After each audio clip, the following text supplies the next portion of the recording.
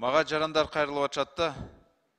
Эмаком курулуш компания боюнча Бишкекте Восток 5, Кийизбаева 24/1 көчөсүндө үй курулбай, бирок учурда акча бир топ эле алынган ошол компания аркылуу.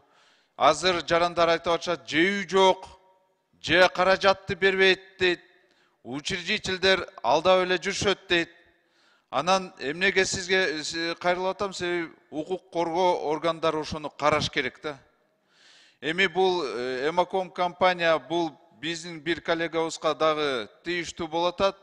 Бирок ошого эле карабай, кимдин болсо дагы компания так өзүнүн убаданы аткарыш керек. Договорго колду койду, аткарыш керек.